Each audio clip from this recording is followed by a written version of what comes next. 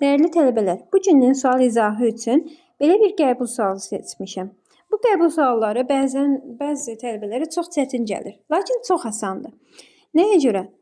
Mən bilirəm ki, bu ikisini toplayanda bu ikisi ilə eyni olmalıdır. Yəni, bu ikisini toplayıb bir hissəsini burada verib, səndən də digər geridə qalan hissəsini soruşur.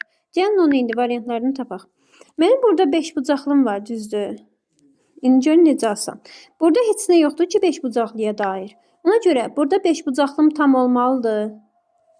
Çəkmirəm, variantlarla baxsaq, tam olan bir dənə A variantdır. Digərləri B, C, Y, D. Bax, bunlar da tam deyil. Həmçinin bu hissəsi. Bu hissəsi burada yoxdur. B deyək də. Qoyun, daha yaxşı deyim. Bu hissə burada var, düzdürmü? Amma burada yoxdur. Mən bunu da bu hissədə qoymalıyam ki, digəri ilə tamamlansın. Onda isə A variantım tamamilə doğru olmuş olar.